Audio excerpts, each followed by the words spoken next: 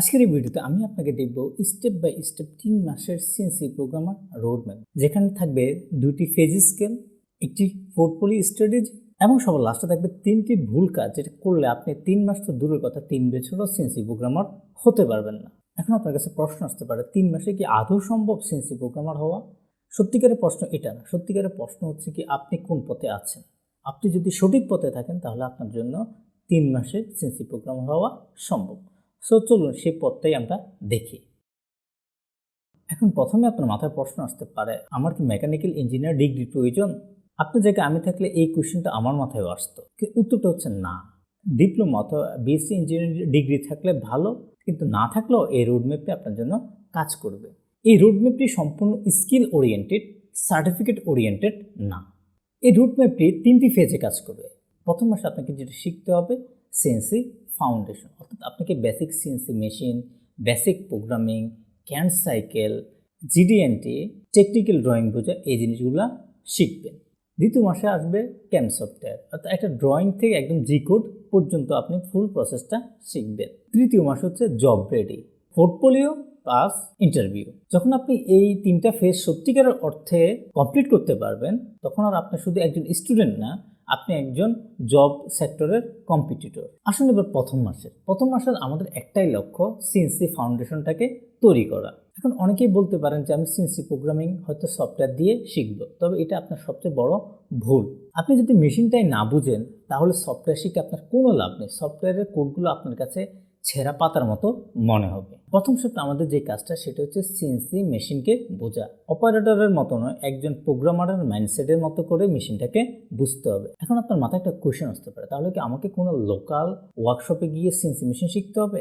উত্তরটা হচ্ছে না, আপনাকে সিএনসি মেশিন শিখতে হবে না, আপনাকে শিখতে হবে সিএনসি মেশিনকে কিভাবে কমান্ড করতে হয় সেই জিনিসটা। আপনি ভাবছেন মেশিন শিখতে হলে মেশিনের সামনে দাঁড়িয়ে থাকতে হবে, কিভাবে কাজ করে দেখতে হবে। অ্যাকচুয়ালি একজন প্রোগ্রামারের জন্য মেশিন চালানো না, মেশিন কন্ট্রোল করা, মেশিনকে ইনস্ট্রাকশন দেয় হচ্ছে সবচেয়ে বড় কাজ।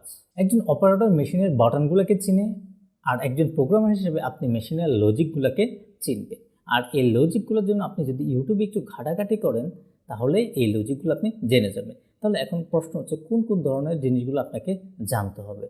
প্রথম যে জিনিসটা জানতে হবে আপনাকে সেটা হচ্ছে গিয়ে বিভিন্ন ধরনের মেশিন, যেমন lathe machine, milling machine, router machine, CNC wire cut machine, CNC plasma machine. এই মেশিনগুলো সম্পর্কে যদি আপনি একটু বেসিক আইডিয়া নিতে পারেন তাহলে আপনার জন্য জিনিসটা আরও সহজ হয়ে যাবে। এরপরে যে জিনিসটা আপনাকে শিখতে হবে সেটা হচ্ছে CNC machine coordinate system. CNC machine একটা কোঅর্ডিনেটে কাজ করে, যেমন G54, G55 এই ধরনের একটা কোঅর্ডিনেটে কাজ করে। এরপরে যে জিনিসটা আপনাকে শিখতে হবে তা হচ্ছে গিয়ে মেশিনের অ্যাক্সিস, যেমন এক্স ওয়াই জেড। এক্স হচ্ছে গিয়ে ডানে বামে কাজ করবে, ওয়াই হচ্ছে সামনে এবং পিছনে কাজ করবে, এবং জেড হচ্ছে উপর এবং নিচে কাজ করবে। আপনি যখন সিএনসি প্রোগ্রামিং লিখবেন তখন এই প্রতিটা লাইন আপনার এই অ্যাক্সিসগুলোকে কন্ট্রোল করবে। আপনি যদি মেশিনের অ্যাক্সিস না বুঝতে পারেন তাহলে সিএনসি মেশিনের কোডগুলো আপনার কাছে শুধু একটা ওয়ার্ড মনে হবে, এটার কোনো মানে থাকবে না আপনার কাছে। এরপর যে জিনিসটা শিখতে হবে আপনার সেটা হচ্ছে বেসিক টুলিংস।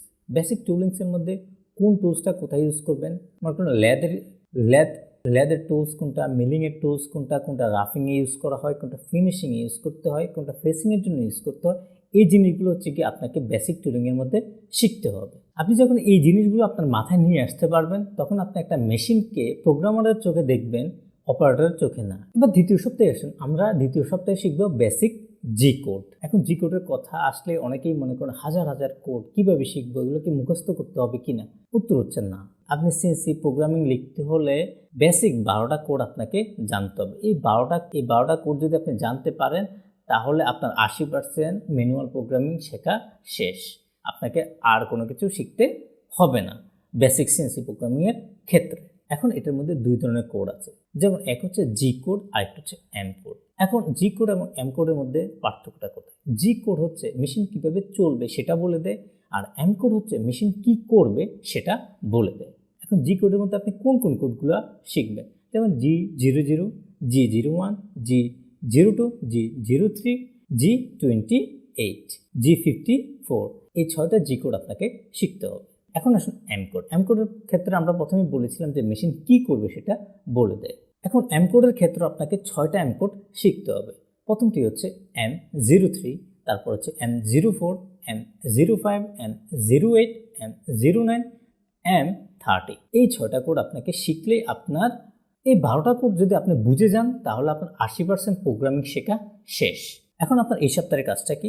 আপনি একটা সিম্পল সিএনসি কোড লিখুন এবং সেটাকে অ্যানালাইজ করুন যে সেটা কি হয়েছে কিনা। আমরা নেক্সট ভিডিওতে আপনি 10 মিনিটের মধ্যে কিভাবে একটি সিএনসি প্রোগ্রামিং লিখবেন সেই ভিডিওটা নিয়ে আসতেছি। আপনি যদি সেই ভিডিওটা মিস করতে না চান তাহলে আমাদের চ্যানেলটি সাবস্ক্রাইব এবং বেল আইকনে ক্লিক করে রাখুন। এখন 3 নম্বর উইকে আসি, আমরা শিখব ক্যান্ট সাইকেল। ক্যান্ট সাইকেল এমন একটি জিনিস যেটা আপনি যদি প্রোগ্রামিংয়ে শিখেন তাহলে আপনার প্রোগ্রামিং স্কিল 3 গুণ বেড়ে যাবে। চলুন কিভাবে জেনে নিই। মনে করুন যে আপনি একটা সারফেসে ড্রিলিং প্রোগ্রামিং করবেন, সেখানে 6টা জায়গায় আপনাকে ড্রিলিং করতে হবে। এই 6টা জায়গার জন্য ড্রিলিং করতে হলে আপনি যদি ম্যানুয়ালি প্রোগ্রাম করতে যান তাহলে আপনাকে মিনিমাম 60টা লাইন লিখতে হবে। এখন আপনি ভাবছেন সিএনসি প্রোগ্রাম তো এভাবেই করে, আসলে কিন্তু ঠিক এভাবে না। যখন আপনি একই জিনিস বারবার করতে যাবেন তখনই আসে ক্যান্ট সাইকেল। এখন যদি আপনি এই জায়গায় ক্যান্ট সাইকেল ইউজ করেন তাহলে এই যে 60টা লাইনের জায়গায় আপনি সর্বোচ্চ 10টা লাইন দিয়ে এই 6টা ড্রিল করে ফেলতে পারবেন।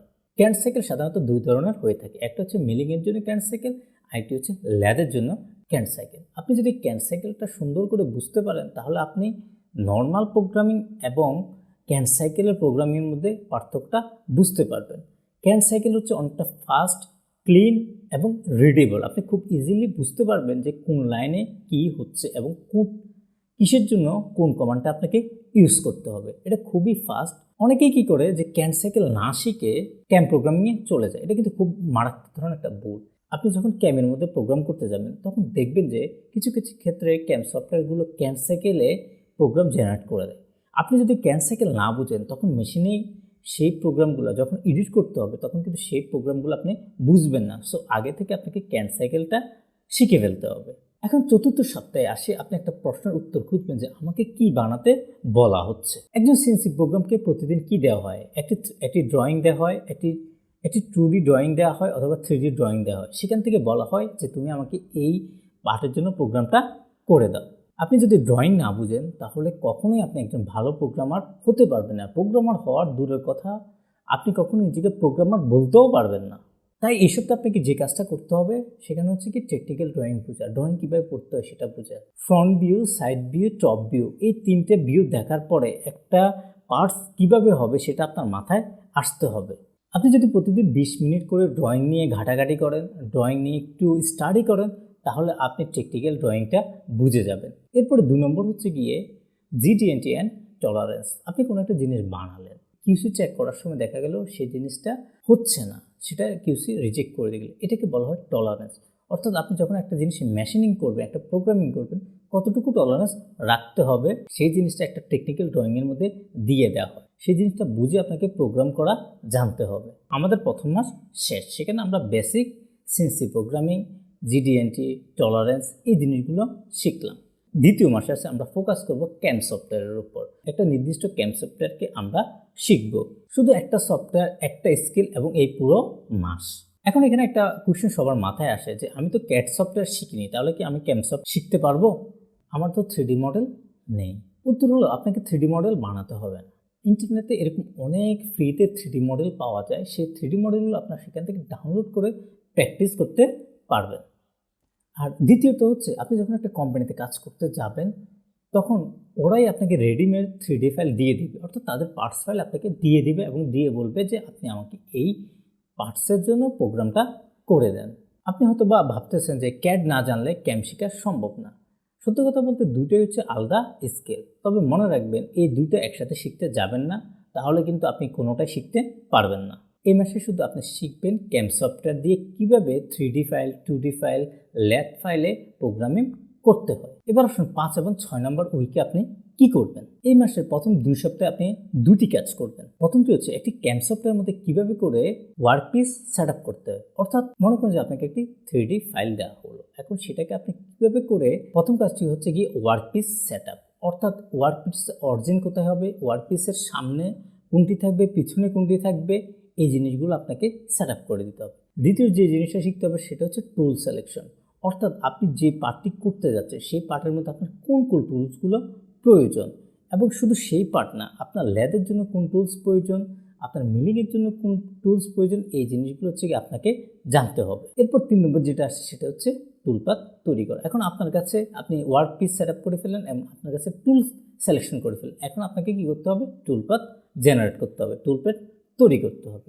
যেমন কন্ট্যুর টুলপাথ আছে, ফেসিং টুলপাথ আছে, রাফিং টুলপাথ আছে, 3D কন্ট্যুর টুলপাথ আছে, ফিনিশিং টুলপাথ আছে। এই ধরনের টুলস পথগুলো কীভাবে জেনারেট করতে হয়, কিভাবে বানাইতে হয়, সেই জিনিসটা আপনাকে শিখতে হবে। এরপর 4 নম্বরে আপনাকে শিখতে হবে সিমুলেশন করা, অর্থাৎ কীভাবে করে আপনি একটা পার্টের প্রোগ্রাম করার পর এই পার্টটা কি ক্র্যাশ করবে, কোনো জায়গায় কোনো সমস্যা আছে কিনা, সেটা হচ্ছে আপনাকে সিমুলেশন করে বুঝতে হবে, জানতে হবে, দেখতে হবে, এরর ডিটেকশন করতে হবে।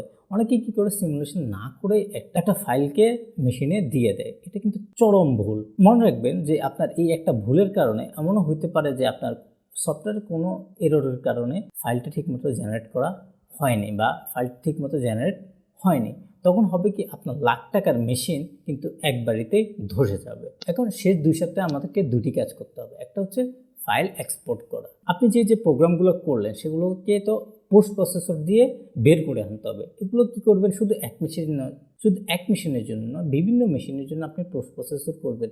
এনসি কোড বা জি কোডগুলোকে দেখবেন কোন পোস্ট প্রসেসরে কেমন কোড দিচ্ছে, কোনটি ভালো কোনটি খারাপ, এই জিনিসগুলো দেখবেন। ফানুকের জন্য কিভাবে কোড পেতে হয়, হাসের জন্য কিভাবে কোড পেতে হয়, সিমেন্সের জন্য কিভাবে কোড পেতে হয়, এই জিনিসগুলো দেখবেন। এরপরে দ্বিতীয় কাজটা হচ্ছে গিয়ে প্র্যাকটিস করবেন। আপনি গ্র্যাফক্যাড থেকে বিভিন্ন ধরনের 3D মডেল নেবেন এবং সেটার মাধ্যমে আপনি 3-4টা প্রজেক্ট করেন। যেমন ল্যাদের জন্য একটা প্রজেক্ট করেন, মিলিংয়ের জন্য একটা প্রজেক্ট করুন, রাউটারের জন্য একটা প্রজেক্ট করুন। এই প্রতিটি পার্টের জন্য আপনি কমপ্লিট একটা ক্যাম্প সেট আপ করুন। যেমন পার্ট সেট আপ থেকে শুরু করে জি কোড এক্সপোর্ট পর্যন্ত। এরপর এটার একটা রেকর্ডিং নেন, কীভাবে করে ফুল প্রসেসটা আপনি করেছেন। যখন আপনি কোনো একটা ক্যাম্প সফটওয়্যারে একটি ফাইল থেকে টুলপাথ তৈরি করতে পারবেন এবং সেখান থেকে এনসি কোড এক্সপোর্ট করতে পারবেন, তখনই আপনি একজন কমপ্লিট সিএনসি প্রোগ্রামার। এই 2 মাসে আপনি যতটুকু পৌঁছাইছেন, সত্যি কথা বলতে 2 বছরও অনেক মানুষ এতটুকু পৌঁছাইতে পারে না। এই 2 মাসে আপনি মেশিন বুঝেছেন, জি কোড বুঝেছেন, ক্যান সাইকেল বুঝেছেন, ক্যাম্প সফটওয়্যারে কীভাবে টুলপাথ তৈরি করতে হয় সেটা শিখেছেন এবং কিভাবে কোডগুলো এক্সপোর্ট করতে হয় সেটা পর্যন্ত শিখেছেন। এখন 3য় মাসে আসে আপনি যে কাজটা করবেন সেটার উপর নির্ভর করে আপনি কি চাকরি পাবেন কি পাবেন না। এখন আসুন 3য় মাসে আপনি কোনো কিছু শিখবেন না, আপনি শুধু নিজেকে প্রমাণ করবেন যে আপনি কি পারেন, কি করে এসেছেন। কারণ কি জানেন, চাকরির বাজারে কেউ জিজ্ঞেস করবেন আপনি কি শিখেছেন, চাকরির বাজারে আপনাকে জিজ্ঞেস করা হবে আপনি কি পারেন। এখন আপনার মাথায় একটা কোয়েশ্চেন আসতে পারে যে পোর্টফোলিও কি? আমার কাছে তো কোনো রিয়েল কোম্পানির প্রজেক্ট নেই। আমি যদি আপনার জায়গায় থাকতাম আমার মাথায় সেম কোয়েশ্চেনটাই আসতো। আপনি হয়তো ভাবছেন যে একটা চাকরি পাওয়ার পরে একটা পোর্টফোলিও বানাবো, কিন্তু সত্যি কথা হচ্ছে কি, পোর্টফোলিও ছাড়া আপনি চাকরি পাবেন না। আপনাকে এই চক্রটা ভাঙতে হবে যে চাকরি পাওয়ার পরে পোর্টফোলিও বানাবো, এর আগে নয়। এইখান থেকে আপনাকে বেরিয়ে আসতে হবে। এখন হচ্ছে উইক 9 এবং 10-এর মধ্যে আপনি কি করবেন? সেখানে হচ্ছে আপনি যে 2য় মাসে যে কাজগুলো করেছেন, যে ক্যাম্প সিমুলেশনগুলো করেছেন, সেগুলো হচ্ছে গিয়ে আপনার পোর্টফোলিও, সেগুলো হচ্ছে গিয়ে আপনার পোর্টফোলিওতে অ্যাড করেন। কীভাবে অ্যাড করবেন? সিমুলেশনের স্ক্রিন রেকর্ড, এক্সপোর্ট করা জি কোড ফাইল এবং ড্রয়িংয়ের স্ক্রিনশট, এটাই হচ্ছে আপনার পোর্টফোলিও। এখানে কোম্পানির কাজ থাকুক বা না থাকুক সমস্যা নেই, এটা আপনি করেছেন, এটাই আপনার পোর্টফোলিও। এখন 11 নম্বর উইকে এসে আপনার কাজ হচ্ছে সিভি এবং লিঙ্কডইন বিল্ড আপ করা। সিভিতে আপনি লিখবেন proficient in reading technical drawing, G code M code programming, Mastercam programming. লিঙ্কডইনে আপনি যে প্রজেক্টগুলো করেছেন সেই প্রজেক্টগুলোর ভিডিওগুলো একে একে করে আপলোড করুন। একজন রিক্রুটার যখন আপনার লিঙ্কডইন প্রোফাইলে এই ধরনের ভিডিও দেখতে পাবে, তখন সে ভাবে আপনি এই বিষয়টা নিয়ে খুবই সিরিয়াস। তারপর যে কাজটা করবেন সেটা হচ্ছে বাংলাদেশের ওয়ার্কশপ, এবং এরপরে কী করবে, বাংলাদেশের ওয়ার্কশপ ম্যানুফ্যাকচারিং কোম্পানিদের এইচআরদেরকে আপনার অ্যাকাউন্টে কানেক্ট করবেন। যখন আপনি ইন্টারভিউতে বসবেন এবং আপনার পোর্টফোলিও দেখাবেন, তখন 80% কাজ আপনার আগেই হয়ে গিয়েছে। এখন পোর্টফোলিও আর ইন্টারভিউ রেডি বানিয়ে আপনি অনেক দূর এগিয়ে এসেছেন। এবার সবচেয়ে গুরুত্বপূর্ণ অংশ, যে 3টা ভুল করলে আপনি 3 মাস তো দূরের কথা 3 বছরও সিএনসি প্রোগ্রামার হতে পারবেন না। 1 নম্বর হচ্ছে একসাথে অনেকগুলো সফটওয়্যার শিকার মন মানসিকতা। Master camp, solid work, fusion 360, art camp সব একসাথে শিখা শুরু করবেন না। এই শিখাটা আপনার গতি 50% কমিয়ে দেবে এবং একটা সময় আপনি ইন্টারেস্ট হারিয়ে ফেলবেন। দ্বিতীয় ভুলটি হচ্ছে সার্টিফিকেটের পিছনে দৌড়ানো। আপনি ভাবেন যে সার্টিফিকেট আপনাকে একটা চাকরি দিয়ে দিবে।